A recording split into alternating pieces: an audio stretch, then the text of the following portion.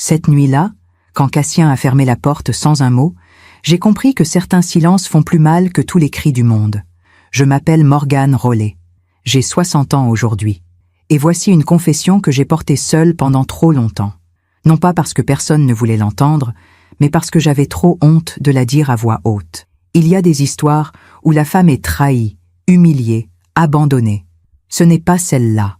Dans mon histoire, c'est moi qui ai tout détruit. Je revois encore cette soirée de novembre 2019. Il faisait froid. Une pluie fine tapotait contre les vitres de notre appartement parisien, celui du 7e arrondissement, avec vue sur les toits de zinc et la tour Eiffel au loin. Cassien est rentré plus tôt que prévu. J'étais dans le salon, assise sur le canapé en velours bleu, ce canapé que nous avions choisi ensemble chez un antiquaire de la rue du Bac. J'avais un verre de vin à la main. Mes mains tremblaient. Il m'a regardé. Pas avec colère, pas avec surprise, avec quelque chose de bien pire, une tristesse calme, profonde, définitive. Tu savais que je savais, n'est-ce pas? Sa voix était basse, posée, comme s'il parlait d'un rendez-vous manqué, d'un train raté. Je n'ai rien dit. Qu'aurais-je pu dire? Les mots pour défendre l'indéfendable n'existent pas. Il a monté les escaliers. J'ai entendu ses pas dans notre chambre. Le bruit d'une valise qu'on ouvre, le froissement des vêtements, le zip qu'on ferme. Quand il est redescendu, il portait son manteau noir, celui que je lui avais offert pour ses 50 ans, sa valise à la main. Je ne te demande rien, Morgane. Pas d'explication, pas d'excuse. Je pars. Et il est parti, sans claquer la porte, sans me regarder une dernière fois, juste parti. Le lendemain matin, un coursier a sonné à la porte, une enveloppe Kraft. À l'intérieur, les papiers du divorce. Tout était déjà rédigé, signé par son avocat, net, précis, froid. Et en bas de la première page, une note manuscrite de Cassien. La maison de Fontainebleau reste à toi, l'appartement aussi. Mais moi, je ne reste pas. C'est tout. Pas de haine, pas de vengeance. Juste la fin. Vous vous demandez sûrement comment j'en suis arrivée là. Comment une femme peut trahir un homme qui ne lui a jamais manqué de respect, qui l'a aimé pendant plus de 30 ans, qui a construit une vie entière avec elle. Parfois, on fait confiance à ceux qui ne la méritent pas. Et vous, avez-vous déjà été déçu par quelqu'un que vous aimiez? Racontez-moi votre histoire dans les commentaires. J'aimerais vous lire. Je ne vais pas vous mentir. Je ne suis pas venu ici pour me faire pardonner. Je suis venu pour dire la vérité. Parce que peut-être, qu'en racontant ce que j'ai fait, je pourrais épargner à une autre femme de commettre la même erreur. Mais pour comprendre comment j'ai tout perdu, il faut d'abord que je vous raconte comment tout a commencé. Pour comprendre ce que j'ai perdu, il faut d'abord que vous sachiez ce que j'avais. J'ai rencontré Cassien Moreau en 1983. J'avais 18 ans. Lui, 22. C'était à la Sorbonne, dans un amphithéâtre où je suivais un cours de littérature française. Il étudiait le droit international au bâtiment d'à côté. Nous nous sommes croisés dans la cour, un après-midi d'octobre. Il pleuvait, déjà, et je n'avais pas de parapluie. Il a partagé le sien avec moi jusqu'au métro. « Vous étudiez quoi » m'a-t-il demandé. « Les mots » ai-je répondu. « Et vous » ? « Les lois. » Il a souri. Un sourire tranquille, sans prétention. Les mots construisent les mondes. Les lois les protègent. On fait une bonne équipe, vous ne trouvez pas? À partir de ce jour, nous n'avons plus jamais été séparés. Cassien était... comment dire? Cassien était un homme rare. Pas le genre d'homme qui parle fort dans les dîners ou qui cherche à impressionner. Non. Il était de ceux qui écoutent vraiment, qui retiennent les détails, qui se souviennent que vous n'aimez pas le céleri, que votre mère s'appelle Colette, que vous avez peur du noir depuis l'enfance. Il était patient, réfléchi, loyal. Nous nous sommes mariés en 1987, un matin de juin, dans une petite mairie du 14e arrondissement. J'avais 22 ans, lui 26. Pas de grande cérémonie. Juste nos familles, quelques amis proches, et un déjeuner dans un restaurant du quartier latin. Je portais une robe crème toute simple. Lui, un costume gris anthracite. Quand il a glissé l'alliance à mon doigt, il m'a regardé dans les yeux et il a dit tout bas « Je te promets d'être là, toujours ». Et il l'a été, pendant 32 ans. Nous avons eu 2 enfants. Léa, née en 1989, et Mathis, 3 ans plus tard, en 1992. Cassien était un père exceptionnel. Le genre de père qui rentre du travail tard le soir et monte quand même dans la chambre des enfants pour leur lire une histoire. Qui ne rate jamais un spectacle de danse, un match de foot, une réunion de parents. Nous vivions dans un grand appartement du 7e arrondissement, celui-là même où il est parti ce soir de novembre 2019. 5 pièces, des moulures au plafond, des parquets anciens qui craquaient sous les pas. Une vraie maison familiale. Le dimanche, nous faisions des crêpes. Cassien s'occupait de la pâte. Moi, je préparais le café. Les enfants mettaient la table en riant. C'était simple, c'était beau. Et moi, j'avais tout ce dont une femme peut rêver. Un mari qui me respectait, des enfants en bonne santé, une maison pleine de lumière et de rire, une vie stable, confortable, paisible. Alors pourquoi ai-je tout détruit? Il y a une photo que je garde encore aujourd'hui, dans un tiroir de ma commode.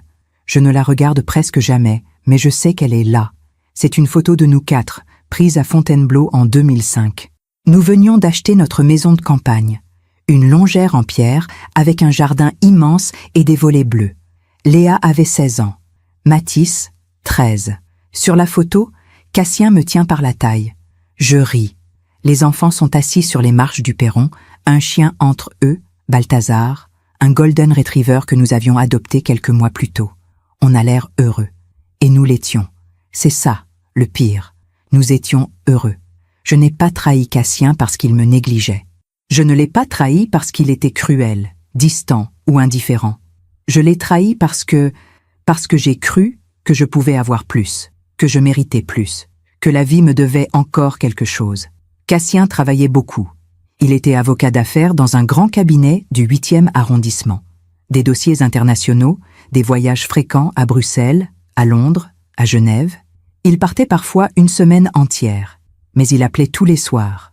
Il rapportait toujours un petit cadeau pour les enfants. Et quand il rentrait, il était présent. Vraiment. Moi, j'avais arrêté de travailler après la naissance de Mathis.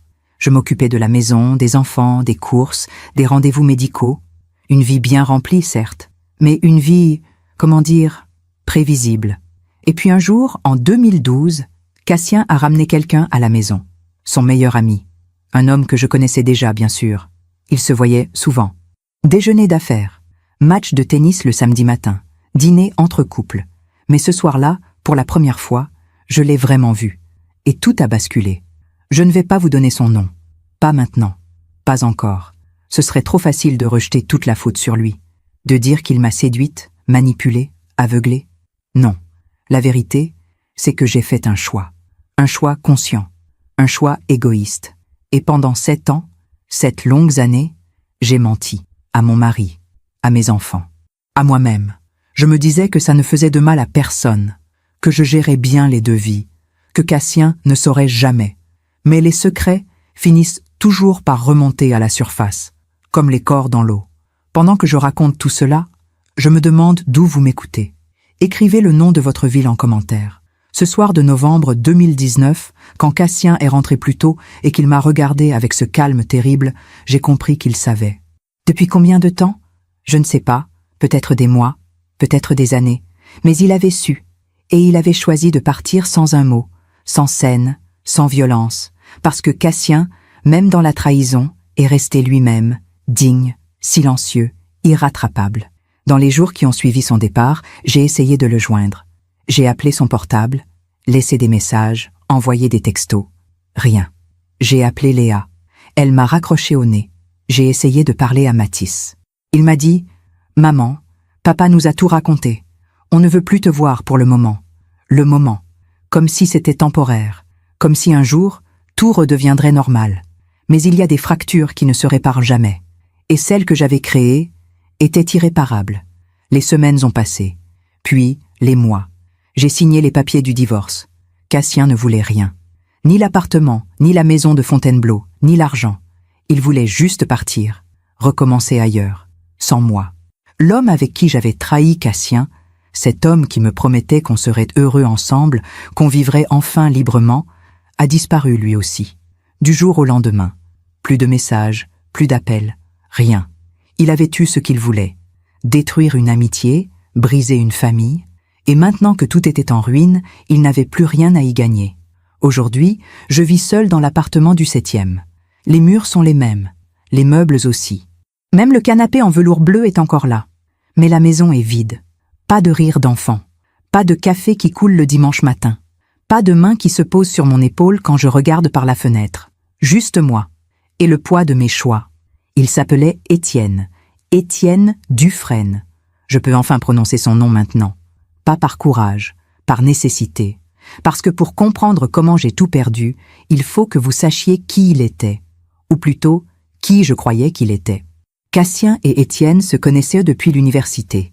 Ils avaient fait leurs droits ensemble à la Sorbonne, partagé un studio minuscule rue Mouffetard pendant 3 ans, passé leurs examens côte à côte. Quand Cassien et moi nous sommes mariés en 1987, Étienne était témoin. Il a porté un toast lors du déjeuner de mariage. Il a dit « Cassien est l'homme le plus loyal que je connaisse.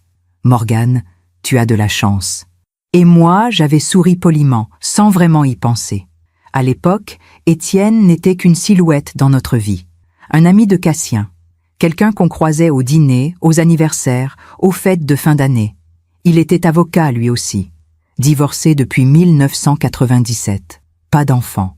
Une vie de célibataire endurcie, avec ses restaurants à la mode, ses voyages à Barcelone ou à Rome, ses costumes toujours impeccables. Cassien disait souvent « Étienne, c'est mon frère. Si un jour il m'arrivait quelque chose, c'est lui qui prendrait soin de vous. Je n'ai jamais imaginé qu'il me prendrait de lui. » Pendant des années, presque 30 ans, Étienne est resté dans l'ombre de notre vie. Présent, mais discret. Fidèle, mais distant. Et puis, en 2012, tout a changé. Pas d'un coup. Pas comme dans les films, où une rencontre suffit à tout bouleverser. Non, c'était lent, insidieux. Comme une fissure dans un mur qu'on ne remarque pas avant qu'elle ne devienne une crevasse. Ce soir-là, en mars 2012, Cassien avait invité Étienne à dîner à la maison. C'était un vendredi. Je m'en souviens parce que Léa venait de partir pour Londres. Elle avait 23 ans. Elle travaillait dans une galerie d'art à Shoreditch. Mathis, lui, finissait ses études d'architecture à Paris. Il vivait encore avec nous, mais il passait ses soirées chez des amis ou à la bibliothèque. Ce soir-là, nous étions donc 3, Cassien, Étienne et moi. J'avais préparé un bœuf bourguignon, la recette de ma mère, avec des carottes fondantes et des petits oignons confits. Une bouteille de Châteauneuf-du-Pape ouverte sur la table. Des bougies dans le salon. Rien d'exceptionnel. Juste un dîner entre amis.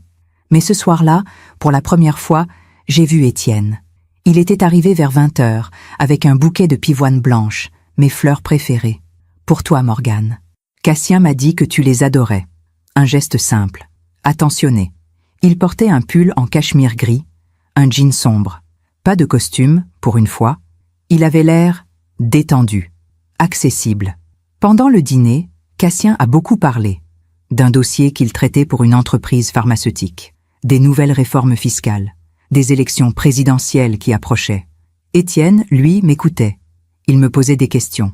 Sur mes lectures. Sur mes envies. Sur ce que je faisais de mes journées maintenant que les enfants étaient grands. Et toi, Morgane? Tu vas bien? Personne ne me posait plus cette question. Cassien? Oui, bien sûr, mais distraitement. Comme on demande « Ça va ?» en sachant déjà la réponse. Étienne, lui, attendait vraiment ma réponse. Et moi, j'ai parlé. J'ai parlé de mes journées vides, de cette sensation étrange d'avoir élevé des enfants pendant 20 ans et de se retrouver soudain, inutile. Léa était à Londres. Mathis était autonome. Cassien travaillait tout le temps. Et moi j'étais là, dans cet appartement immense, avec mes livres, mes promenades au jardin du Luxembourg, mes thés l'après-midi, une vie confortable, mais une vie creuse. Étienne a hoché la tête. Il a dit « Je comprends. C'est le syndrome du nid vide. Beaucoup de femmes le vivent. Il ne m'a pas jugé. Il ne m'a pas dit « Mais tu as de la chance. Tu as tout. » Il a juste compris. Et ça faisait des années que personne ne l'avait fait. Ce soir-là, après le dîner, Cassien s'est endormi dans le canapé en velours bleu. Il avait bu un peu trop de vin, il était fatigué par sa semaine. Étienne et moi sommes restés dans la cuisine. Je préparais du café. Il essuyait les verres. Nous avons parlé pendant 1 heure. De tout, de rien, de Paris qui change, des livres qu'on aime, de la musique qu'on écoutait dans les années 80, de nos souvenirs d'enfance. À un moment, il a dit « Tu sais, Morgane, Tu es une femme exceptionnelle. Cassien a beaucoup de chance. » J'ai souri. « C'est gentil. Ce n'est pas de la gentillesse, c'est la vérité. » Il m'a regardé. Pas comme Cassien me regardait, avec cette tendresse distraite des vieux couples. Non, il m'a regardé vraiment, comme si j'existais encore, comme si j'étais encore désirable, comme si j'étais encore quelqu'un. Après ce soir-là, Étienne est revenu souvent, pas toujours avec Cassien. Parfois seul. Il passait par hasard, en fin d'après-midi. Il m'apportait un livre dont on avait parlé. Il m'invitait à déjeuner dans un bistrot du quartier. « Cassien travaille tellement. Tu ne dois pas t'ennuyer, toute seule ?» Et moi, idiote que j'étais, je me disais que c'était juste de l'amitié, que c'était innocent, que j'avais le droit d'avoir quelqu'un qui m'écoute, quelqu'un qui me voit. Les mois ont passé.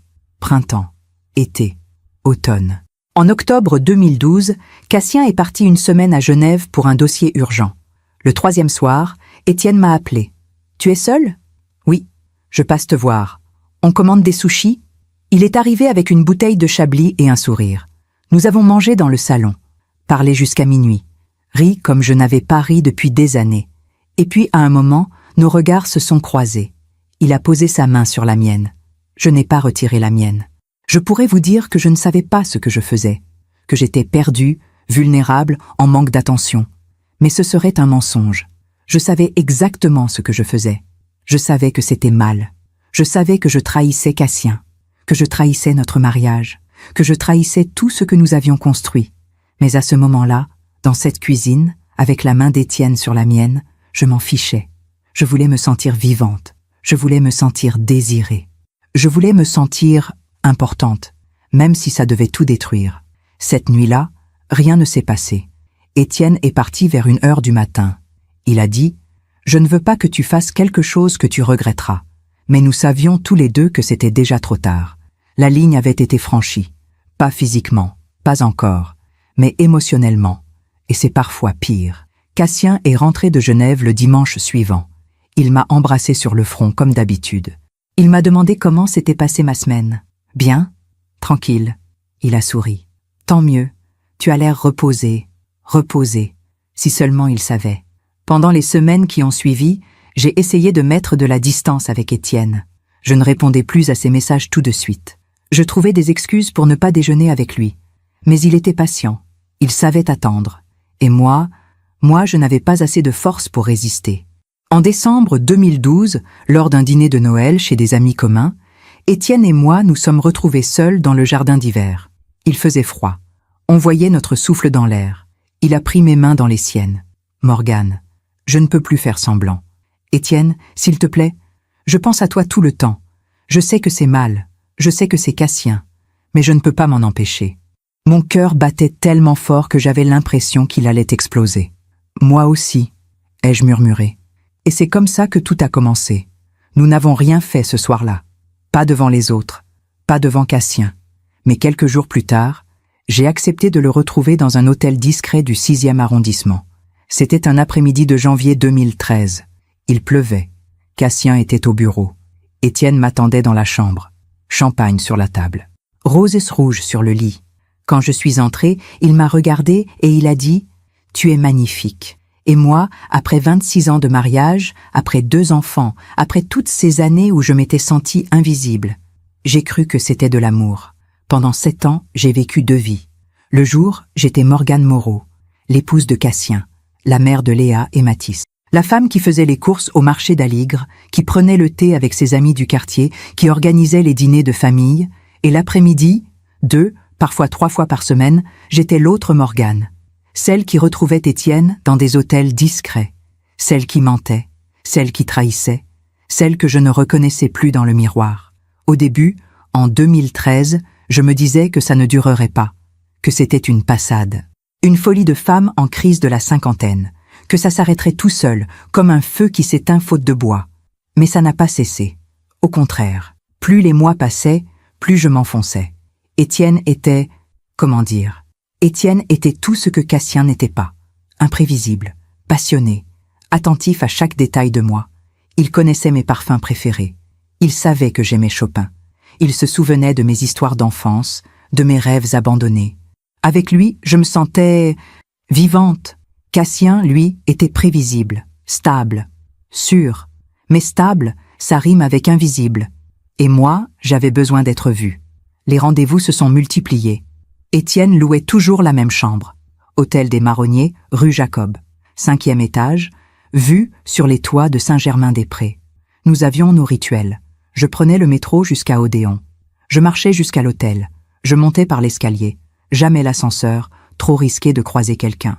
Étienne m'attendait avec du champagne. Parfois des macarons de chez Ladurée, toujours des fleurs. Nous parlions d'abord, pendant 1 heure, parfois 2, de nos vies, de nos envies, de nos frustrations. Il me disait « Tu mérites tellement mieux que cette vie, Morgane. Tu es faite pour être aimée, admirée, célébrée. » Et moi, ivre de ces mots, je le croyais. Le plus terrible, c'est que Cassien ne voyait rien. Ou plutôt, il ne voulait rien voir. Il rentrait du travail.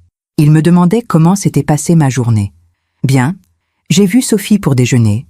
Ensuite, je suis allée chez le fleuriste. » Mensonge. « Ah, très bien. Tu es fatigué ? » Un peu. Il m'embrassait sur le front. Il allait prendre sa douche. Puis on dînait. On regardait les informations. On allait se coucher. Une routine parfaite. Une routine qui cachait un gouffre. En 2014, Léa s'est mariée. Elle avait 25 ans. Son fiancé, Thomas, était architecte comme Matisse. Ils s'étaient rencontrés à Londres, dans une exposition de design. Le mariage a eu lieu en juin, à Fontainebleau, dans le jardin de notre maison de campagne. 100 invités, des tables dressées sous les arbres, des guirlandes lumineuses accrochées partout, une tente blanche pour le dîner. C'était magnifique. Cassien a fait un discours émouvant. Il a dit « Léa, ma fille, tu es ma fierté. Et Thomas, bienvenue dans notre famille. Prenez soin l'un de l'autre. Aimez-vous avec honnêteté. C'est le seul secret d'un mariage heureux. Honnêteté. » J'ai baissé les yeux. J'ai souri. J'ai applaudi. Mais à l'intérieur, j'étais morte de honte. Étienne était invité, bien sûr. Il était le témoin de Cassien depuis toujours. Il faisait partie de la famille. Pendant la soirée, il m'a croisé près du buffet. Il a dit tout bas « Tu es sublime dans cette robe. » J'ai souri poliment, comme on sourit à un ami. Mais nos regards se sont attardés 1 seconde de trop. Et Matisse, qui passait par là avec une coupe de champagne, nous a regardés bizarrement. « Tout va bien, maman ?»« Oui, chérie, tout va bien. » Je ne sais pas s'il a senti quelque chose ce jour-là. Mais son regard m'a mise mal à l'aise pendant des semaines. Pendant que je raconte tout cela, je me demande d'où vous m'écoutez. Écrivez le nom de votre ville en commentaire. Les années ont passé. 2015, 2016, 2017. Léa a eu son premier enfant en 2016. Une petite fille, Inès. Je suis devenue grand-mère à 51 ans. Cassien était fou de joie. Il passait tous ses week-ends chez Léa et Thomas à Londres. Il prenait l'Eurostar le vendredi soir, revenait le dimanche. Moi, j'allais moins souvent. Je trouvais toujours une excuse. J'ai un rendez-vous chez le médecin. J'ai promis à Sophie de l'aider pour son déménagement. Je ne me sens pas très bien. En vérité, j'allais retrouver Étienne. Notre relation durait depuis 4 ans maintenant. 4 ans de mensonges. 4 ans de double vie. Étienne commençait à parler d'avenir. « Quand vas-tu quitter Cassien ?»« Je ne peux pas. » « Pourquoi ?»« Les enfants. La famille. Tout. Les enfants sont grands, Morgane. Léa est mariée. Matisse a sa vie. Tu te caches derrière eux. Ce n'est pas ça. Alors quoi? Tu ne m'aimes pas? Si. Bien sûr que si. Mais je mentais. Je ne savais même plus ce que signifiait aimer. En 2017, Cassien a eu 60 ans. Nous avons organisé une grande fête, 50 invités, dans un restaurant du Marais, discours, rires, souvenirs. Étienne était là, évidemment. Il a porté un toast. Cassien, mon frère, mon ami depuis 40 ans, l'homme le plus loyal, le plus honnête, le plus généreux que je connaisse. Je lève mon verre à toi, à nous, à cette amitié qui ne mourra jamais. Tout le monde a applaudi. Et moi, assise à côté de Cassien, j'ai senti quelque chose se briser en moi. Comment pouvais-je faire ça? Comment pouvais-je rester là, sourire aux lèvres, alors que je détruisais tout? Ce soir-là, dans le taxi qui nous ramenait à la maison, Cassien m'a pris la main. « Merci pour cette soirée, Morgane. C'était parfait. De rien. Tu sais, parfois je me dis que j'ai tellement de chance. Une femme comme toi, des enfants merveilleux, une vie stable. Que demander de plus ?» Il a posé sa tête contre la vitre. Il souriait. Moi, j'ai détourné le regard. Je ne méritais pas sa gratitude. Je ne méritais pas son amour. Je ne méritais rien. En 2018, les choses ont commencé à se fissurer. Étienne devenait impatient, possessif. Il voulait que je passe plus de temps avec lui, que je parte en week-end avec lui, que je quitte Cassien une bonne fois pour toutes. Tu as peur de quoi, Morgane? De perdre ton confort? Ton appartement? Ton train de vie? Ce n'est pas ça. Alors quoi? Je ne savais pas quoi répondre. Parce que la vérité, c'est que je ne voulais ni quitter Cassien, ni quitter Étienne. Je voulais les deux. Le confort et l'excitation, la sécurité et la passion. Je voulais tout. Et c'est exactement ce qui allait me faire tout perdre. Un après-midi de septembre 2018, Étienne et moi nous sommes disputés. C'était dans la chambre de l'hôtel des Marronniers. Il faisait chaud. Les fenêtres étaient ouvertes. Je ne peux plus continuer comme ça, Morgane. Soit tu choisis, soit c'est fini. Tu me mets un ultimatum? Oui. Mais, et notre histoire? Notre histoire? Quelle histoire? Des rendez-vous clandestins 2 fois par semaine? C'est ça que tu appelles une histoire? Il s'est levé. Il a enfilé sa chemise. Tu as jusqu'à la fin de l'année. Décembre. Si tu n'as pas quitté Cassien d'ici là, c'est terminé entre nous. Et il est parti. Je suis restée seule dans cette chambre pendant 1 heure. J'ai pleuré. Pas parce que j'avais peur de perdre Étienne, mais parce que je réalisais enfin ce que j'avais fait. J'avais sacrifié mon mariage, ma famille, mon intégrité. Pourquoi? Pour un homme qui me donnait un ultimatum comme on lance un défi. Pour un homme qui ne m'avait jamais demandé comment je me sentais. Juste ce que je pouvais lui donner. Mais malgré tout ça, malgré la honte, la culpabilité, la lucidité, je n'ai pas arrêté. Je suis restée. Parce que j'avais trop peur de me retrouver seule. Trop peur de perdre l'illusion que quelqu'un me désirait encore. Trop peur d'affronter ce que j'étais devenue. En décembre 2018, je n'avais toujours rien dit à Cassien. Étienne m'a envoyé un message. « Tu as fait ton choix, je vois. » Puis plus rien pendant 3 semaines. Et puis, début janvier 2019, il a recommencé à m'appeler. « Je suis désolée. Je n'aurais pas dû te brusquer. Reviens, s'il te plaît. » Et moi, faible, lâche, égoïste, je suis revenue. Les mois suivants ont été les pires. Cassien s'absentait de plus en plus. Voyages professionnels, dossiers urgents, réunions à Bruxelles, à Genève, à Luxembourg. Il était fatigué, distant, mais jamais méchant, jamais dur, juste ailleurs. Et moi, au lieu de me rapprocher de lui, au lieu de réparer ce qui pouvait encore l'être, je continuais avec Étienne. En octobre 2019, j'ai reçu un appel de Mathis. « Maman, il faut qu'on parle. »« Qu'est-ce qu'il y a, chérie ?»« Pas au téléphone. Je passe ce soir. » Il est venu à 19h. Cassien était encore au bureau. Mathis s'est assis dans le salon. Il avait l'air grave. « Maman, papa sait. » Mon sang s'est glacé. « Quoi ?»« Il sait. Pour toi et Étienne. »« Comment tu... » Léa m'a appelé hier. Papa lui a tout raconté. Il sait depuis des mois, peut-être même des années. Le monde s'est effondré. Quand Mathis m'a dit ces mots, « Papa sait », j'ai cru que j'allais m'évanouir. Le salon s'est mis à tourner. Les murs, les meubles, tout était flou. Je me suis assise sur le canapé en velours bleu. Mes mains tremblaient. Depuis quand? Mathis a baissé les yeux. Je ne sais pas exactement. Des mois, peut-être plus. Et il n'a rien dit? Non. Il a tout gardé pour lui. Mais Léa dit qu'il est détruit, maman. Complètement détruit. Ma gorge s'est serrée. J'avais du mal à respirer. Comment il l'a su? Mathis a hésité. Puis il a sorti son téléphone de sa poche, il a fait défiler quelques messages, puis il m'a tendu l'écran. C'était une conversation entre lui et Léa, datée de la veille. Léa, « Mathis, papa m'a tout raconté hier soir. Je suis effondrée. » Mathis, « Quoi? Qu'est-ce qu'il t'a dit? » Léa, « Maman le trompe, depuis des années, avec Étienne. » Mathis, « Étienne, le parrain? C'est pas possible. » Léa, « Si, papa a des preuves. Des photos, des messages. Il sait tout. J'ai rendu le téléphone à Mathis. Mes mains tremblaient tellement que j'ai failli le laisser tomber. Des photos, des messages? Mathis a hoché la tête. Apparemment, papa vous a fait suivre. Par un détective privé. Depuis au moins 1 an. 1 an. 1 an pendant lequel Cassien savait. 1 an pendant lequel il m'embrassait le matin avant de partir au travail. Me demandait comment s'était passée ma journée. me tenait la main dans les dîners. 1 an pendant lequel il avait tout gardé pour lui. Pourquoi il n'a rien dit? Ai-je murmuré. Mathis a haussé les épaules. Je ne sais pas, maman. Peut-être qu'il espérait que tu arrêterais. Peut-être qu'il voulait être sûr avant de tout casser. Peut-être qu'il ne savait pas comment te le dire. Il s'est levé. Il a fait quelques pas vers la fenêtre. Puis il s'est retourné. Maman, comment tu as pu faire ça? Sa voix était calme, mais ses yeux étaient pleins de larmes. Papa t'a toujours aimé. Il a toujours été là pour toi. Pour nous. Il n'a jamais levé la main sur toi. Il ne t'a jamais trompé.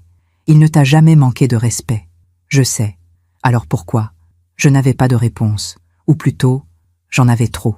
Parce que je me sentais invisible. Parce que j'avais 50 ans et que j'avais peur de vieillir. Parce qu'Étienne me faisait sentir désirée. Mais aucune de ces raisons n'était une excuse. Aucune. Mathis est parti peu après. Il m'a dit « Papa rentre demain soir. Il va te parler. Prépare-toi. » Puis il a ajouté, avant de refermer la porte, « Maman, je t'aime. Mais là, je ne te reconnais plus. Cette nuit-là, je n'ai pas dormi. Je suis restée assise dans le salon, dans le noir, à regarder les lumières de Paris par la fenêtre. J'ai pensé à tout ce que j'avais fait, à tous les mensonges, à toutes les fois où j'avais regardé Cassien dans les yeux en sachant que je le trahissais. J'ai pensé à Léa, à son mariage, à ce discours de Cassien sur l'honnêteté. J'ai pensé à Mathis, à ce regard bizarre qu'il m'avait lancé ce jour-là, au mariage, quand il m'avait vu parler avec Étienne. Il savait déjà, peut-être, ou du moins, il se doutait de quelque chose. Le lendemain matin, j'ai essayé d'appeler Étienne. Pas de réponse. J'ai envoyé un message. Il faut qu'on parle. Cassien sait. Il a répondu 3 heures plus tard. Je sais. Tu sais? Depuis quand? Depuis hier. Cassien m'a appelé. Il m'a tout dit. Mon cœur s'est arrêté. Et rien. C'est fini, Morgane. Je ne veux plus de problème. Cassien est mon ami depuis 40 ans. Je ne peux pas continuer. Quoi? Tu me lâches? Comme ça? Pas de réponse. J'ai rappelé. Messagerie. J'ai rappelé encore. Toujours messagerie. Il avait bloqué mon numéro. Étienne, l'homme pour qui j'avais tout risqué, l'homme pour qui j'avais menti pendant 7 ans, l'homme qui me disait « Tu mérites tellement mieux », venait de disparaître. En quelques heures. Sans un mot. Sans un regard. Comme si je n'avais jamais existé. Cassien est rentré à 19 heures, comme prévu. Il a ouvert la porte. Il a enlevé son manteau. Il a posé sa mallette dans l'entrée. Puis, il est entré dans le salon. Je me suis levée. J'avais préparé un discours, des excuses, des explications. Mais quand j'ai vu son visage, j'ai compris qu'aucun mot ne changerait rien. Il était calme. Terriblement calme. Il s'est assis dans le fauteuil en face de moi. Il m'a regardé.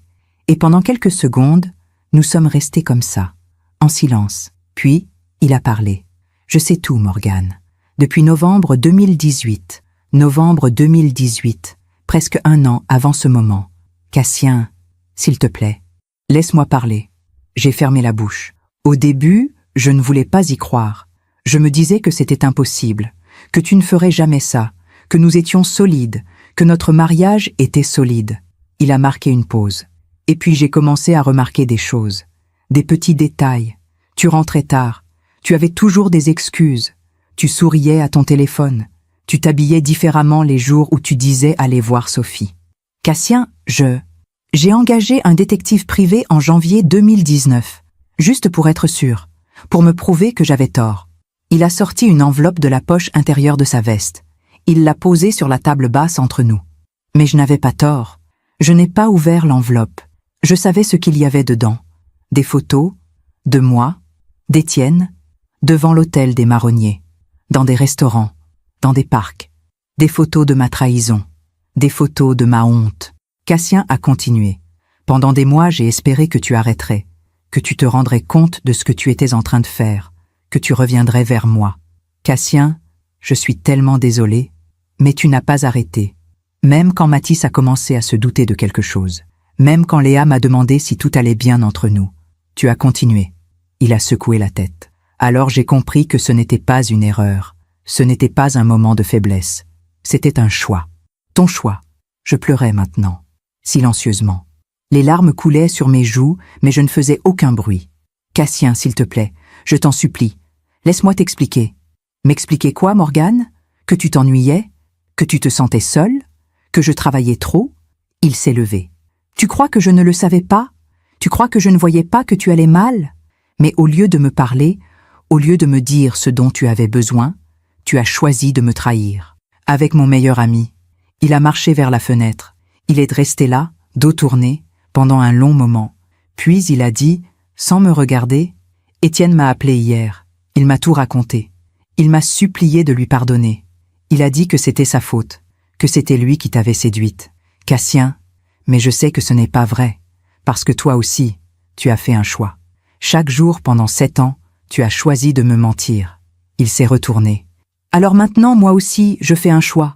Il a remonté les escaliers. J'ai entendu ses pas dans la chambre. Le bruit d'une valise qu'on ouvre. Le froissement des vêtements. Je suis monté derrière lui. Cassien, s'il te plaît, ne pars pas. On peut en parler. On peut réparer ça. Il continuait à plier ses chemises, ses pantalons, ses pulls. Il n'y a rien à réparer, Morgane. Mais notre vie, nos enfants, tout ce qu'on a construit, il a fermé la valise. Il m'a regardé. Tout ce qu'on a construit, tu l'as détruit.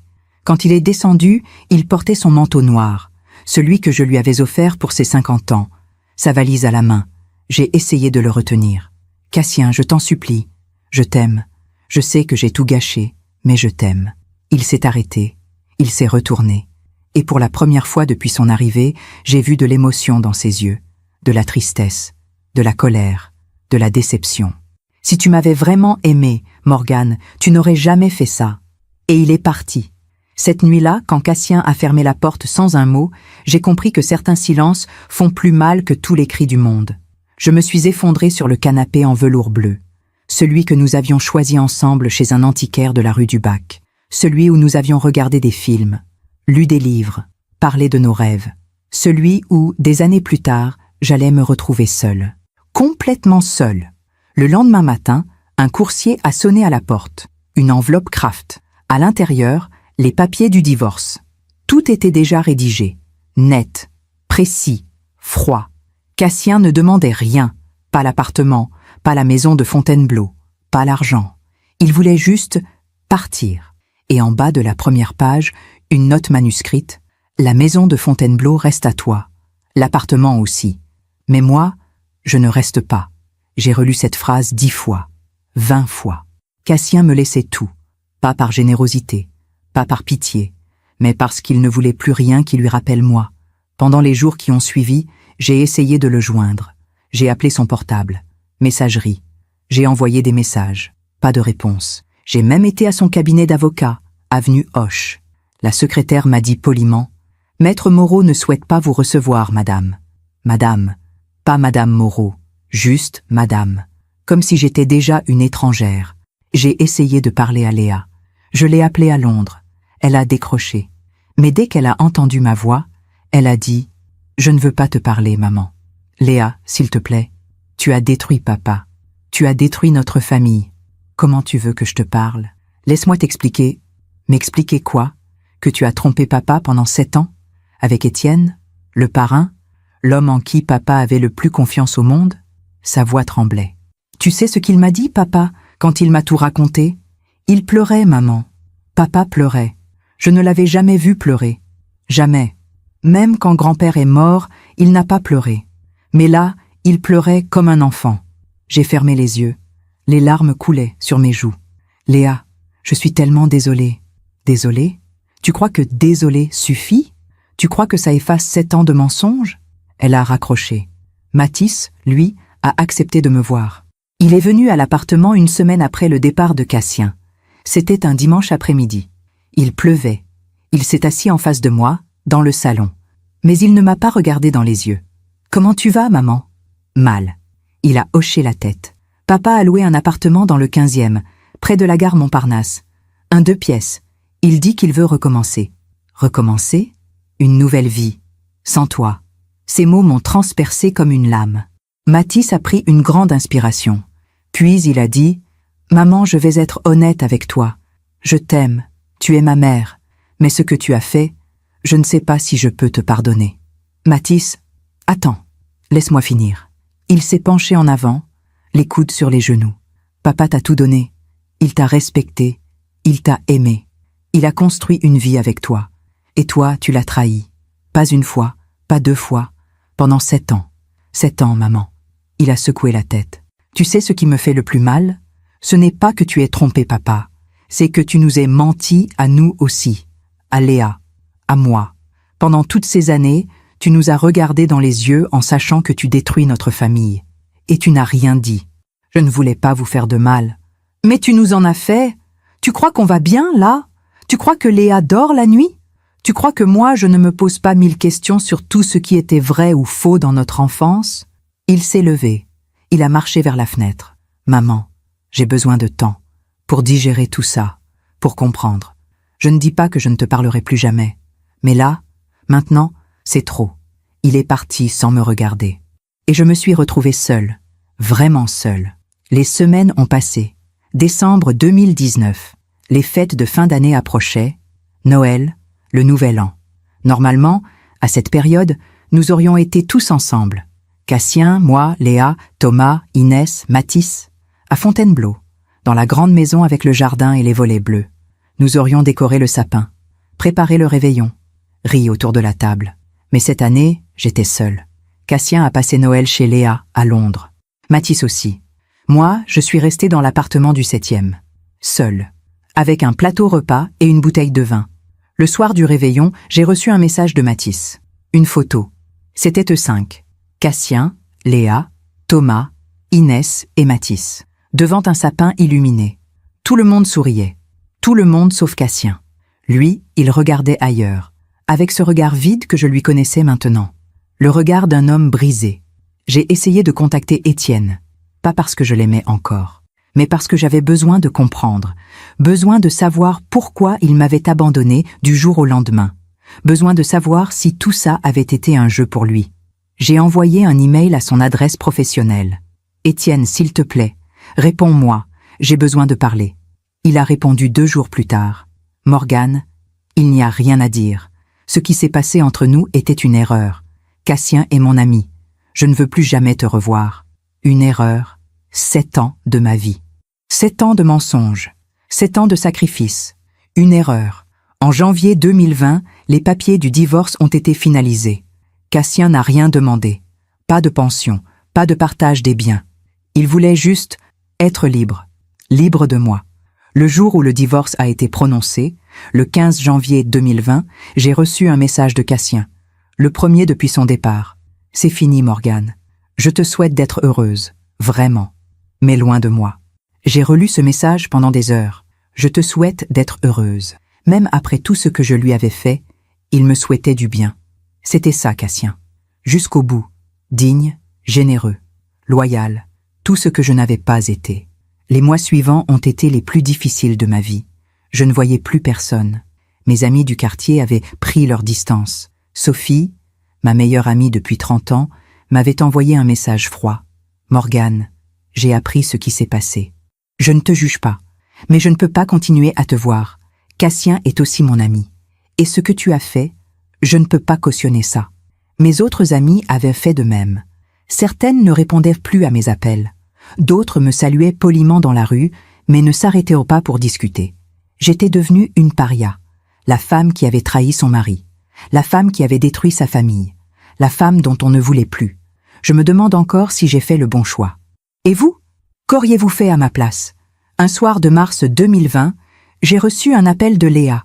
C'était la première fois qu'elle me contactait depuis novembre. « Maman? Léa, ma chérie, je t'appelle pour te dire quelque chose. » Sa voix était froide, distante. Papa a rencontré quelqu'un. Mon cœur s'est arrêté. Quoi? Une femme, une avocate de son cabinet. Elle s'appelle Claire. Elle a 52 ans. Elle est divorcée, sans enfant. Mais ça fait à peine 3 mois. Et alors, tu crois qu'il devait attendre combien de temps? 1 an? 2 ans? Toute sa vie? Je n'ai rien dit. Papa a le droit d'être heureux, maman, même si toi, tu ne l'es plus. Elle a raccroché. Cette nuit-là, je n'ai pas dormi. Je pensais à Cassien, avec une autre femme, une femme qui n'était pas moi, une femme qui lui ferait confiance, qui ne le trahirait pas, qui l'aimerait comme il méritait d'être aimé. Et moi, j'étais seule, dans cet appartement immense et vide, avec mes regrets, mes mensonges, ma honte. En avril 2020, le confinement a commencé. Le monde entier s'est arrêté à cause de la pandémie. Les gens étaient enfermés chez eux, avec leurs familles, leurs proches. Moi, j'étais enfermée seule, pendant 2 mois, seule avec mes pensées, seule avec mes remords, seule avec le poids de mes choix. Certains jours, je restais assise sur le canapé en velours bleu pendant des heures, à regarder par la fenêtre, à me demander comment j'en étais arrivée là. Comment une femme qui avait tout, un mari aimant, des enfants merveilleux, une vie stable, pouvait tout perdre en quelques années? La réponse était simple: l'égoïsme, la lâcheté, la vanité. J'avais cru que je méritais plus, que la vie me devait quelque chose. Mais la vie ne nous doit rien. Elle nous donne. Et si on ne sait pas en prendre soin, elle reprend tout. En juin 2020, après le déconfinement, j'ai essayé de revoir Mathis. Il a accepté, mais à distance. Dans un café, pas à la maison. Nous nous sommes retrouvés terrasse d'un café du 6e arrondissement. Il faisait beau. Les gens souriaient. Le monde reprenait vie. Mais entre Mathis et moi, il y avait toujours ce mur. « Comment tu vas, maman ?»« Mal. Je vais mal. » Il a hoché la tête. « Papa va mieux. » Il sourit à nouveau. « Claire est quelqu'un de bien. Elle le rend heureux. » Chaque mot était un coup de couteau. « Tant mieux, » ai-je murmuré. Mathis m'a regardé. « Tu le penses vraiment ?»« Oui, je veux qu'il soit heureux, même si ce n'est pas avec moi. » Il a bu une gorgée de café. « Maman, est-ce que tu regrettes ?»« Chaque jour, chaque seconde. »« Alors pourquoi tu l'as fait ?» Je n'avais toujours pas de réponse. L'été 2020 est passé comme un brouillard. Je sortais peu. Je voyais encore moins de monde. Mathis venait me voir 1 fois par mois. Toujours dans un café. Jamais à la maison. Comme si franchir le seuil de cet appartement signifiait accepter ce que j'avais fait. Léa, elle, ne m'appelait plus du tout. Et Cassien vivait sa nouvelle vie. Avec Claire. En septembre 2020, j'ai appris qu'ils avaient emménagé ensemble. Pas par Cassien, bien sûr. Par Mathis. Papa a quitté son 2 pièces du 15e. Il vit maintenant avec Claire, dans le 11e. Un bel appartement près de la place de la République. J'ai souri. Un sourire qui cachait une douleur immense. C'est bien. Je suis contente pour lui. Mathis m'a regardé avec quelque chose qui ressemblait presque à de la pitié. « Maman, tu ne peux pas continuer comme ça. » Comme quoi? Seule, enfermée, à ressasser le passé. Qu'est-ce que tu veux que je fasse d'autre? Il a hésité. Puis il a dit « Va voir quelqu'un, un psy, quelqu'un qui peut t'aider à comprendre, à avancer. » Je ne veux pas avancer. Je veux revenir en arrière. Je veux réparer. Mais tu ne peux pas, maman. C'est trop tard. Il avait raison. C'était trop tard. Trop tard pour Cassien. Trop tard pour nous. Trop tard pour tout. En octobre 2020, j'ai commencé à voir une psychologue. Elle s'appelait Dr Langlois, cabinet rue de Rennes. Une femme d'une 60aine d'années, cheveux gris, regard bienveillant. La première séance, elle m'a demandé « Pourquoi êtes-vous là, Morgane ?» Parce que j'ai tout détruit. Tout, mon mariage, ma famille, ma vie. Et vous voulez réparer? Oui. Elle a secoué la tête doucement. On ne répare pas certaines choses, Morgane. On apprend à vivre avec. On apprend à se pardonner. Et on essaie de devenir quelqu'un de meilleur. Pendant des mois, j'ai parlé, j'ai raconté. J'ai pleuré. J'ai raconté comment j'avais rencontré Cassien, comment nous nous étions mariés, comment nous avions construit une vie. J'ai raconté comment j'avais commencé à me sentir invisible, inutile, comme si ma vie s'était arrêtée après le départ des enfants. J'ai raconté Étienne, ses compliments, son attention, cette sensation d'être désiré à nouveau. J'ai raconté les mensonges, les rendez-vous clandestins, les 7 années de double vie. J'ai raconté la découverte, le départ de Cassien, la perte de mes enfants, la solitude, et Dr Langlois écoutait, sans jugement, sans condamnation, juste, présente. Un jour, en janvier 2021, elle m'a dit « Morgane, vous savez ce qui est intéressant dans votre histoire? Quoi? Vous ne cherchez pas à vous victimiser. Vous assumez vos erreurs. Vous reconnaissez votre responsabilité. C'est rare. Ça ne change rien. Non. Mais ça montre que vous avez une conscience morale. Et ça, c'est le premier pas vers la rédemption. Je ne cherche pas la rédemption. Je cherche juste à vivre avec ce que j'ai fait. » Elle a souri. C'est exactement ça, la rédemption. Printemps 2021. Les restrictions sanitaires se sont assouplies. Les gens recommençaient à sortir, à vivre. moi je continuais mes séances avec Dr Langlois, une fois par semaine, chaque jeudi à 17 heures. C'était devenu mon ancrage, mon seul moment où je pouvais parler sans être jugé. En avril 2021, j'ai reçu un faire-part. Léa et Thomas attendaient un deuxième enfant, un garçon, pour septembre. J'ai appelé Léa, pour la féliciter. Elle a décroché, mais sa voix était froide. « Merci. Léa, je suis tellement heureuse pour toi. Merci, maman. » Un silence. « Est-ce que je pourrais le voir, quand il sera né ?» Elle a hésité. « Je ne sais pas. Papa sera très présent. Claire aussi. Ça risque d'être compliqué. » « Compliqué ? Oui, pour tout le monde. Léa, s'il te plaît. C'est mon petit-fils. Je sais. Mais, maman, tu ne peux pas juste réapparaître comme si de rien n'était. Tu as brisé cette famille. Il faut du temps. » Elle a raccroché. Septembre 2021. Le petit Augustin est né. Mathis m'a envoyé une photo. Un bébé magnifique. Des yeux noirs, des joues rondes. Il est beau, n'est-ce pas? Magnifique. Papa était là, à la maternité, avec Claire. Ils étaient tous les deux fous de joie. Chaque mot était une épine. Et Léa? Comment elle va? Bien, elle est heureuse. Thomas aussi. Inès adore son petit frère. C'est bien. Un silence. Maman, Léa ne veut pas que tu viennes pour le moment. Elle a besoin de temps. Combien de temps? Je ne sais pas. Les mois ont passé. Automne, hiver, Noël 2021, Nouvel An 2022. Encore une fois, seule. Encore une fois, sans ma famille. En février 2022, j'ai croisé Étienne, par hasard, dans une librairie du 5e arrondissement. Je cherchais un livre. Je me suis retournée. Et il était là, à 3 mètres de moi. Nos regards se sont croisés. Il a pâli, comme s'il avait vu un fantôme. J'ai marché vers lui. « Étienne, Morgane, tu ne m'as jamais rappelé ?» Il a baissé les yeux. « Je sais, je suis désolée. »« Désolée ?» Ma voix tremblait. « Tu m'as fait croire que tu m'aimais. Tu m'as fait croire qu'on allait être heureux ensemble.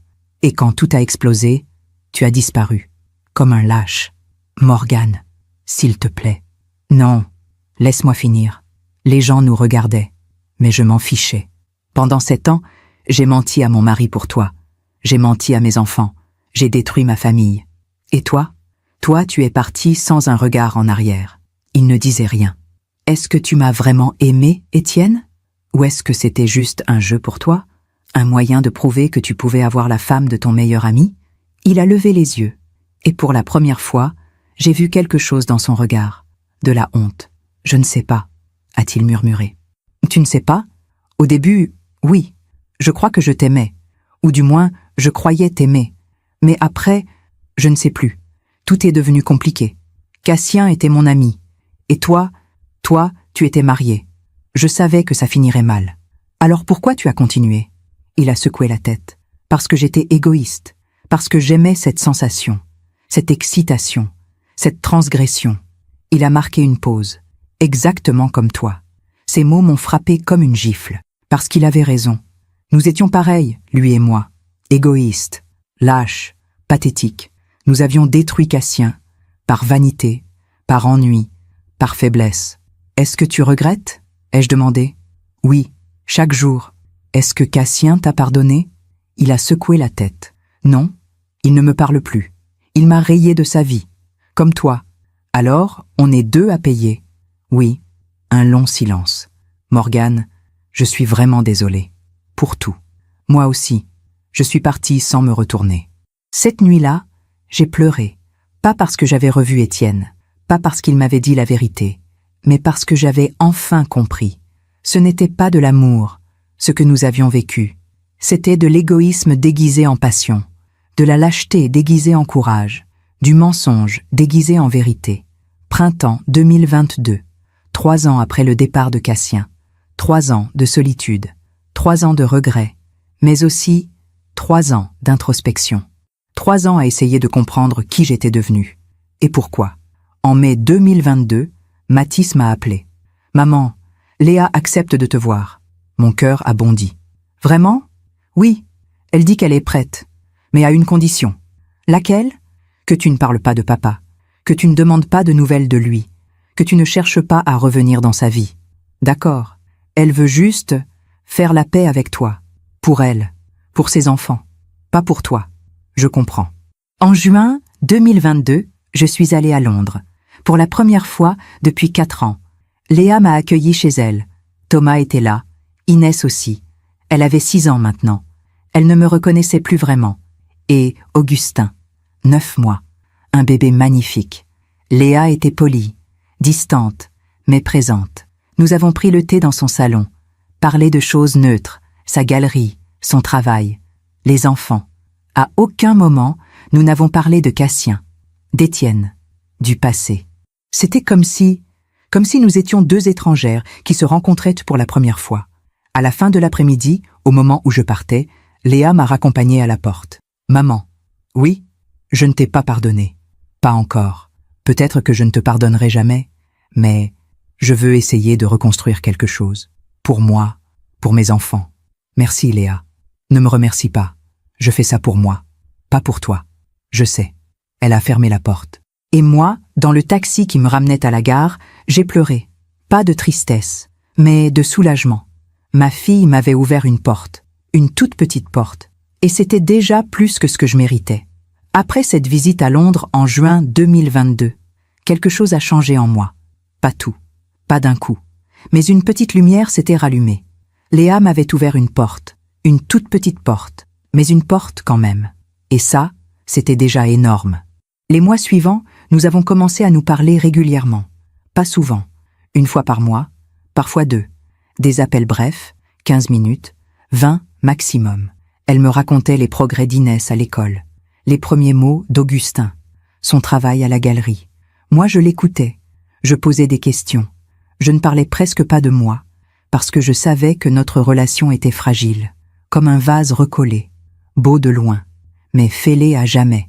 Mathis, lui, venait me voir plus souvent, 1 fois toutes les 2 semaines, parfois à l'appartement maintenant, pas toujours dans un café.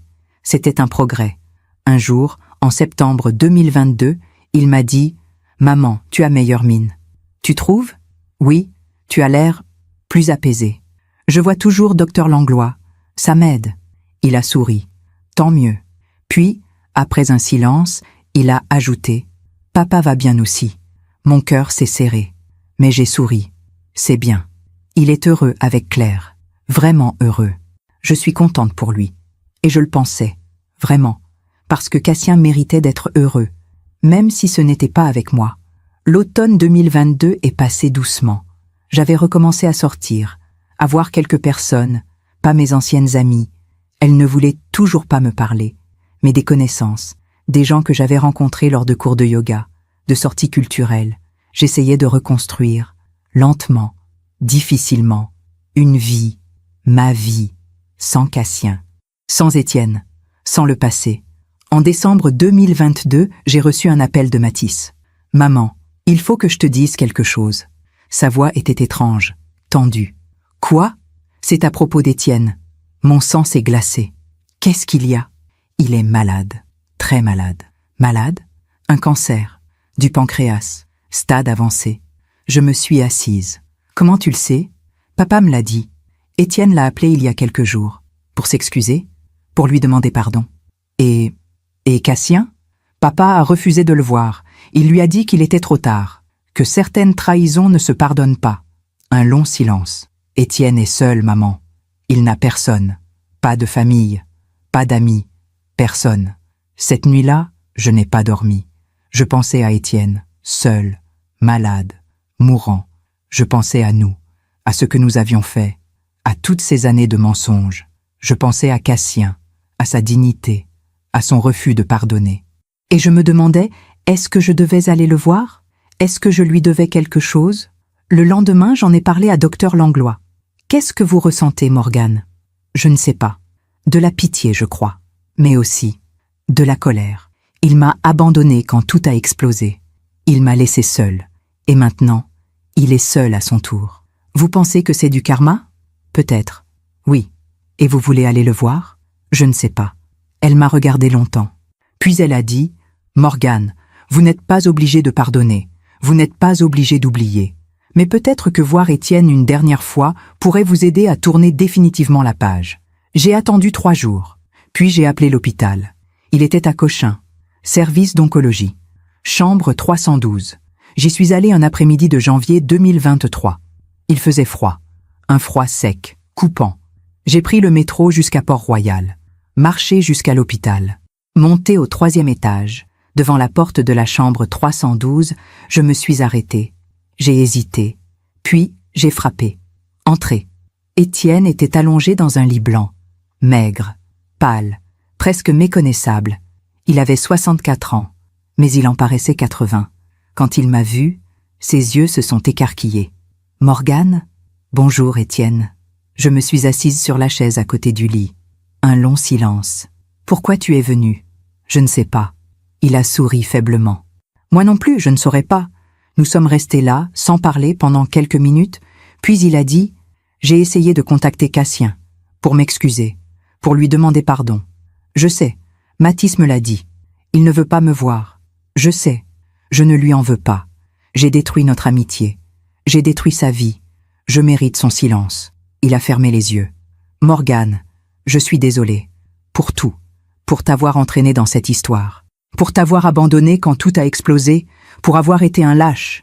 Moi aussi j'ai été lâche, Étienne. Mais toi, tu as perdu bien plus que moi. Ton mari, tes enfants, ta vie. Toi aussi tu as tout perdu. Ton ami, ta santé. Et maintenant, ta vie. » Il a ouvert les yeux. Des larmes coulaient sur ses joues. « Tu crois au karma, Morgane ? » « Oui, moi aussi. Et je crois que je le paie maintenant. Je suis resté 1 heure avec lui. Nous avons parlé de tout, de rien, de nos regrets, de nos erreurs, de nos vies gâchées. À la fin, avant de partir, il m'a pris la main. « Merci d'être venu, Morgane. Tu es la seule. Prends soin de toi, Étienne. C'est trop tard pour ça. Je suis parti sans me retourner. » Étienne Dufresne est mort 3 semaines plus tard, le 28 janvier 2023. Seul, dans cette chambre d'hôpital, sans famille, sans amis, sans personne. Mathis m'a envoyé un message. « Étienne est décédé ce matin. Papa ne viendra pas à l'enterrement. » Moi non plus. Je suis allée à l'enterrement. Pas par amour, pas par nostalgie, mais par humanité. Nous étions 7 personnes dans ce cimetière du Père-Lachaise, des collègues de travail, quelques connaissances. Et moi. Le prêtre a dit quelques mots. Génériques, impersonnels. Personne n'a pleuré. Personne n'a dit qu'Étienne était un homme bien, un ami fidèle, un être aimé. Parce que ce n'était pas vrai. Étienne était mort comme il avait vécu ces dernières années. Seul, coupé de tout, payant le prix de ses choix. En rentrant de l'enterrement, j'ai pensé à cette phrase que Dr Langlois m'avait dite un jour. La vie finit toujours par nous rattraper. Les mensonges, les trahisons, les lâchetés, tout finit par revenir. Étienne l'avait appris à ses dépens. Et moi aussi. Février 2023, presque 4 ans après le départ de Cassien. Un soir, en rentrant chez moi après mes courses, j'ai croisé Sophie. Sophie, mon ancienne meilleure amie. Celle qui m'avait tourné le dos en janvier 2020. Nous nous sommes retrouvés nez à nez dans la rue, devant la boulangerie. Elle a hésité, puis elle m'a souri. Un sourire gêné. « Morgane, Sophie. » Un long silence. « Comment tu vas ? » ?»« Bien. Et toi ? » ?»« Bien aussi. » Un autre silence. « Sophie, je suis désolée. Pour tout. » Elle a baissé les yeux. « Je sais. Tu avais raison de prendre tes distances. Je ne t'en veux pas. » Elle a relevé la tête. Ses yeux étaient humides. « Morgane, j'ai peut-être été trop dure. Cassien est mon ami, c'est vrai. Mais toi aussi tu étais mon ami. Et je t'ai laissé tomber. Non. Tu as fait ce qui était juste. Peut-être. Mais est-ce qu'on pourrait, je ne sais pas, prendre un café un de ces jours ? » Mon cœur s'est réchauffé. « Oui, j'aimerais beaucoup. » 1 semaine plus tard, Sophie et moi nous sommes retrouvés dans un café du 7e. Nous avons parlé pendant 2 heures. Elle m'a raconté sa vie, ses enfants, son mari, son travail. Moi, je lui ai raconté ma thérapie, ma solitude, mes efforts pour reconstruire. À la fin, elle m'a dit « Morgane, tu sais, j'ai croisé Cassien il y a quelques mois. » Mon cœur s'est arrêté. « Ah oui ? » ?»« Oui, dans un restaurant, avec Claire. Ils avaient l'air heureux. Tant mieux. Il m'a demandé de tes nouvelles. »« Vraiment ? » ?»« Oui. Il voulait savoir si tu allais bien. » Les larmes me sont montées aux yeux. « Et qu'est-ce que tu lui as dit ? » « Que je ne savais pas. Que nous ne nous parlions plus. » Et lui, il a juste hoché la tête. Puis il a dit « J'espère qu'elle va bien ». Cette nuit-là, j'ai pleuré. Pas de tristesse, mais de quelque chose d'autre, de reconnaissance peut-être. Cassien pensait encore à moi. Pas avec amour, pas avec nostalgie, mais avec humanité, avec cette dignité qu'il avait toujours caractérisée. Même après tout ce que je lui avais fait, il me souhaitait du bien. En mars 2023, Mathis m'a annoncé qu'il se mariait. Avec qui? Ai-je demandé, surprise. Elle s'appelle Camille. On se connaît depuis 2 ans. Architecte aussi. Je voulais attendre d'être sûre avant de t'en parler. Je suis tellement heureuse pour toi, mon chéri. Le mariage aura lieu en juin, à Fontainebleau, dans la maison. La maison, notre maison, celle où nous avions passé tant de week-ends, tant de vacances, tant de moments heureux. Est-ce que je suis invitée? Mathis a hésité. Oui, bien sûr. Mais papa sera là aussi. Avec Claire, mon cœur a bondi. Je comprends. Maman, ça fait 4 ans. Je sais que c'est difficile, mais j'aimerais que vous soyez tous les deux là, pour moi. Je serai là, je te le promets. Juin 2023, le jour du mariage de Mathis. Je me suis réveillée tôt, le cœur battant, les mains tremblantes. J'allais revoir Cassien. Pour la première fois depuis novembre 2019. 4 ans. 4 ans de silence. 4 ans de distance. Et maintenant, nous allions être dans la même pièce. La cérémonie avait lieu à 11 heures, à la mairie de Fontainebleau, puis un déjeuner dans le jardin de notre ancienne maison. Notre maison, celle qui était maintenant la mienne, mais qui resterait toujours la nôtre. Je suis arrivée à la mairie à 10h45. Il y avait déjà du monde. Des amis de Mathis, de Camille, des cousins, des collègues. Léa était là, avec Thomas et les enfants. Elle m'a fait un petit signe de la main. Distant, mais poli. Et puis je l'ai vu. Cassien. Il était debout près de l'entrée, en costume gris anthracite, cheveux gris argentés maintenant, des rides autour des yeux que je ne connaissais pas. Il avait 66 ans, mais il était toujours aussi élégant. À côté de lui, une femme, claire, blonde, la cinquantaine, souriante. Nos regards se sont croisés. Pendant 1 seconde, peut-être 2, il n'a pas souri. Il n'a pas détourné les yeux non plus. Il m'a juste regardé, avec ce calme que je lui connaissais si bien. Puis, il a hoché la tête, imperceptiblement, et il est entré dans la mairie. Pendant la cérémonie, j'étais assise 3 rangs derrière lui. Je le voyais de dos, sa nuque, ses épaules. Claire était à côté de lui. Elle lui tenait la main. Et moi, j'étais seule, comme toujours. Quand Mathis et Camille ont échangé leurs vœux, j'ai pleuré. Pas de tristesse, mais de fierté. Mon fils se mariait, mon fils était heureux, et j'étais là, malgré tout, malgré mes erreurs. Le déjeuner a eu lieu dans le jardin de Fontainebleau, des tables dressées sous les arbres, des guirlandes lumineuses, des fleurs partout. C'était magnifique. Cassien était assis à la table d'honneur, avec Claire, Léa, Thomas. Moi, j'étais à une table sur le côté, avec Sophie, qui était venue me soutenir, et quelques amis de Mathis que je connaissais peu.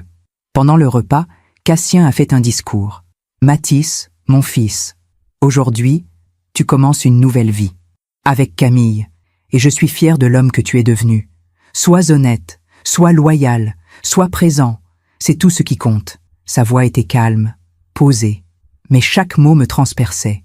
Honnête, loyal, présent, tout ce que je n'avais pas été. Après le discours, les gens se sont levés, ont commencé à circuler, à parler, à rire. J'étais restée à ma table, seule. Et puis, quelqu'un s'est approché. Cassien. Il s'est arrêté devant moi. Morgane. Cassien. Un long silence. Tu vas bien? Oui. Et toi? Oui. Il a regardé autour de lui. Le jardin. La maison. C'est beau. Tu as bien entretenu la maison? Merci. Un autre silence. Morgane. Je suis content que tu sois venue. Pour Mathis. Il en avait besoin. Moi aussi. Il a hoché la tête. Puis il a dit « Je te souhaite d'être heureuse. Vraiment. » Et il est reparti. Cette conversation avait duré moins de 2 minutes. Mais elle avait tout changé. Cassien ne m'avait pas insulté. Il ne m'avait pas ignoré. Il m'avait parlé. Avec dignité. Avec humanité. Exactement comme il avait toujours été. Le soir, quand tout le monde est parti, je suis restée seule dans le jardin de Fontainebleau, assise sur un banc, sous les étoiles. Je pensais à tout ce que j'avais perdu, mais aussi à tout ce que j'avais appris. Cassien avait refait sa vie, avec Claire. Il était heureux. Léa me parlait à nouveau, petit à petit. Mathis était marié, heureux. Étienne était mort, seul, payant le prix de ses choix. Et moi, j'étais là, vivante, seule, mais vivante. Elle m'avait traité avec indifférence ce jour-là. Mais des années plus tard, j'ai compris quelque chose. Cassien n'avait pas eu besoin de se venger. La vie l'avait fait pour lui. Je l'avais trahi avec son meilleur ami. Et j'avais tout perdu. Mon mari, ma famille, ma dignité. Lui, il avait tout reconstruit. Sans haine, sans rancune. Juste en avançant. La vie finit toujours par rendre ce qu'on lui donne. Aujourd'hui, en décembre 2025, j'ai 60 ans. Cela fait 6 ans que Cassien est parti. 6 ans que j'ai perdu ma famille. 6 ans que je vis avec les conséquences de mes choix. Depuis le mariage de Mathis en juin 2023, beaucoup de choses ont changé. Léa et moi nous parlons régulièrement maintenant. Pas comme avant, jamais comme avant. Mais nous avons reconstruit quelque chose. Une relation différente, plus fragile, mais sincère. Je vais la voir à Londres 3 fois par an. Je vois mes petits-enfants grandir. Inès a 9 ans maintenant. Augustin, 4 ans. Ils m'appellent Mamie. Mais ils savent que leur grand-père a une nouvelle vie, avec Claire. Et ils l'acceptent. Mathis vient me voir 1 fois par mois, avec Camille. Ils attendent leur premier enfant pour mars 2026. Je vais être grand-mère une 3e fois. La vie continue, malgré mes erreurs, malgré ma honte. Cassien, lui, vit toujours avec Claire, dans le 11e arrondissement. Nous ne nous parlons pas, nous ne nous voyons pas, sauf lors des événements familiaux, où nous sommes polis, distants, mais respectueux. Il a tourné la page, moi aussi, à ma façon. Sophie est redevenue mon amie, pas comme avant, mais elle est là. Nous prenons le thé 1 fois par semaine. Nous parlons de nos vies, de nos regrets, de nos espoirs. Elle ne me juge plus, ou du moins, elle a appris à me voir autrement. Je vois toujours Dr Langlois, moins souvent qu'avant, 1 fois par mois maintenant. Elle m'a appris à me pardonner, pas à oublier, jamais à oublier, mais à vivre avec ce que j'ai fait, à accepter que je ne peux pas changer le passé, seulement apprendre de lui. Il y a quelques semaines, j'ai reçu une lettre de Cassien, la première depuis 6 ans. Elle disait simplement « Morgane, je t'écris cette lettre, non pas pour rouvrir des blessures, mais pour fermer une porte définitivement. Pendant des années, j'ai porté de la colère, de la tristesse, de la déception. Mais aujourd'hui, je n'ai plus rien de tout ça. Je ne te hais pas. Je ne t'aime plus non plus. Tu n'es plus qu'un chapitre fermé de ma vie. Je te souhaite sincèrement de trouver la paix, comme je l'ai trouvée. Cassien. » J'ai pleuré en lisant cette lettre. Pas de tristesse, mais de soulagement. Cassien était en paix. Et moi aussi, petit à petit, j'apprenais à l'être. Vous qui m'écoutez, peut-être vous demandez-vous, est-ce que je regrette? La réponse est oui, chaque jour. Je regrette d'avoir trahi Cassien. Je regrette d'avoir menti à mes enfants. Je regrette d'avoir détruit ma famille pour un homme qui ne m'aimait pas vraiment. Mais le regret ne change rien. Les mots « je suis désolé » ne réparent rien. Seul le temps, seuls les actes, seule la vérité. Alors aujourd'hui, je vis différemment. Je ne cherche plus à plaire. Je ne cherche plus à être désiré. Je ne cherche plus à combler un vide par des mensonges. Je vis simplement, avec mes erreurs, avec ma solitude, avec ma vérité. Parfois, je repense à cette phrase que Dr Langlois m'a dite un jour. On ne peut pas revenir en arrière, mais on peut avancer autrement. Et c'est ce que je fais. J'avance, lentement, difficilement, mais j'avance. Ce canapé en velours bleu sur lequel je suis assise en ce moment, celui que Cassien et moi avions choisi ensemble chez un antiquaire de la rue du Bac, est toujours là. Il a vu ma vie se construire, puis se détruire, puis se reconstruire. Il est témoin de mes erreurs, de mes regrets, de ma rédemption silencieuse. Si mon histoire vous a touché, retenez ceci. L'honnêteté n'est pas facultative, elle est essentielle. La loyauté n'est pas une faiblesse, c'est une force. Et l'amour, le vrai, ne se construit pas sur des mensonges. Il se construit sur la vérité, la confiance, le respect, tout ce que j'ai détruit, tout ce que Cassien m'avait donné, et tout ce que je n'ai su apprécier que trop tard. Aujourd'hui, Je vis avec mes choix. Je ne me victimise pas. Je ne me plains pas. Je paie le prix de ce que j'ai fait. Et ce prix, c'est la solitude. Mais cette solitude m'a aussi appris quelque chose. Elle m'a appris qui je suis vraiment. Elle m'a appris ce qui compte vraiment. Elle m'a appris que la vie finit toujours par rendre ce qu'on lui donne. Merci de m'avoir écouté jusqu'au bout. Si cette histoire a touché votre cœur, abonnez-vous et activez la cloche pour entendre d'autres femmes qui ont transformé la douleur en sagesse. Chaque jour, une femme, une leçon de vie. Partagez cette histoire avec quelqu'un que vous aimez. Parfois, une histoire change toute une journée. Que Dieu vous bénisse et à très bientôt.